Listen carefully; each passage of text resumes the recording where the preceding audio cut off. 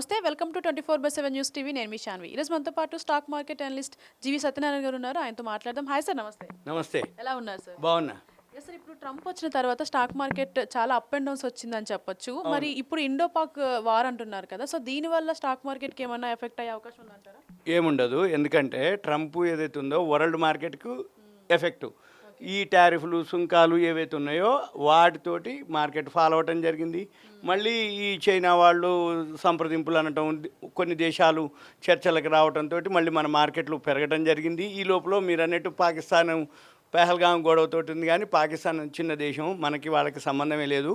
ఆ 1-2 రోజులు ఏదో ఉంటుంది, కానీ ఆ ఎఫెక్ట్ మన షేర్ మార్కెట్కి ఎట్టి పరిస్థితుల్లో ఉండదు, ఉండబోదు. అయినా కానీ ఏం కాదు అనమాట. ఎందుకోసం అంటే మన మార్కెట్లే ఇప్పుడు ఆల్రెడీ ఈ పాకిస్తాన్ వాళ్ళ మీద, అంటే మిగతా దేశాలు వాళ్ళని హెచ్చరించటం, ఇప్పుడు వాళ్ళకే నష్టం మనకంటే ఎక్కువ. అంటే వీసాలు ఏవైతే ఉన్నాయో అవన్నీ క్యాన్సిల్ చేయటం, పాకిస్తాన్ వాళ్ళని పంపించడం, పాకిస్తాన్లో మన వాళ్ళు ఎవరైతే ఉన్నారో వాళ్ళు రిటర్న్ రావటం, వాళ్ళకే ఎక్కువ నష్టం తప్ప మనకంటూ ఏముండదు. మన షేర్ మార్కెట్కి ఏముండదు. మన షేర్ మార్కెట్కి వచ్చి యాన్యువల్ రిజల్ట్స్, కంపెనీ ఏవైతే ఆర్డర్ బుకింగు, వాటితోటే మన మార్కెట్లో ఉంటాయి తప్ప దానికి అనేది ఏముండదు. కాకపోతే మధ్య మధ్యలో ఇటువంటివి ఉంటాయి. అంటే ఇప్పుడే కాదు, షేర్ మార్కెట్ అంటేనే చాలా సెన్సిటివ్ అనమాట. దాన్ని బిఎస్సి సెన్సెక్స్ అంటారు. అంటే సెన్సిటివ్ అనమాట. ఏమాత్రం చిన్నది, ట్రంప్దన్నా, రష్యా ఉక్రెయిన్ వారన్నా, గాజా ఇజ్రాయెల్ వారన్నా, లేకపోతే ఈ పాకిస్తాన్ అన్నా, చైనా బార్డర్ వాళ్ళు మన భూభాగంలోకి వచ్చిర్రన్నా, లేదు అంటే ఏదన్నా సెంటిమెంట్, ఎఫ్ఐలు అమ్మిండ్రన్నా, ఏమాత్రం చిన్న సెంటిమెంట్కే మన మార్కెట్లు బాగా డౌన్ అవ్వటం, మళ్ళీ రికవరీ అవ్వటం మామూలు అనమాట. అది సహజం అనమాట. అందుకని మనమేమి దాని గురించి అక్కర్లే. వాల్యూ ఉన్న స్టాక్స్ ఎప్పుడు పెరుగుతూ ఉంటాయి.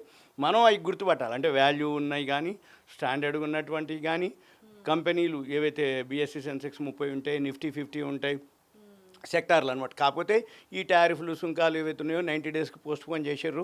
ఈ 90 డేస్ పోస్ట్పోన్ అయ్యే లోపల మళ్ళీ చర్చలు అవుతాయి.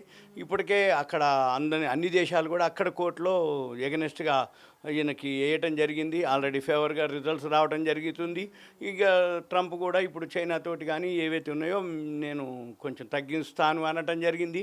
ట్రంప్ ఏవైతే ఈ సుంకాలు టారిఫ్లు అన్నాడో ఎక్కువనే ఉన్నాయి చైనా మీద. కాకపోతే ఈ చర్చలు జరిగినాక ఇంకొంచెం అంటారు. ఆటోమేటిక్గా ఈ 90 రోజులు గడిచిపోయేటప్పటికి ఇంకా ఏవేవో మార్పులు జరుగుతూ ఉంటాయి. ఇంకా మన షేర్ మార్కెట్కి అయితే ఏం కాదు. కాకపోతే ఒక 2 రోజులు తగ్గింది అంటే మళ్ళీ పెరిగే అవకాశాలే ఉంటాయి అన్నమాట. అంతే తప్ప ఏం కాదు. సార్, అండ్ అలాగే మీరు చెప్పినట్టు మన ఇండియాకే మ్యాక్సిమం ఆఫ్ ది కంట్రీస్ కూడా సపోర్ట్ చేస్తున్నాయి. సో కొన్ని కంట్రీస్, ఒక 2-3 కంట్రీస్ అయితే మాత్రం పాకిస్తాన్కి సపోర్ట్ ఉన్నాయి. ఒకవేళ ఈ టైంలో నిజంగానే స్టాక్ మార్కెట్ ఎఫెక్ట్ అయితే ఇన్వెస్టర్స్ ఏం చేస్తే బెటర్ అంటే? అట్లా ఏముండదు. పాకిస్తాన్ సపోర్ట్ చేసేది ఏం లేదు. ఒకవేళ సపోర్ట్ చేసినా వాళ్ళని కూడా వీళ్ళు మళ్ళీ హెచ్చరించడం జరుగుతుంది. మన షేర్ మార్కెట్కి వాల్యూనే పెరుగుతాయి తప్ప ఇటువంటికి దానికి ఏముండదు. Thank you so much. Thank you.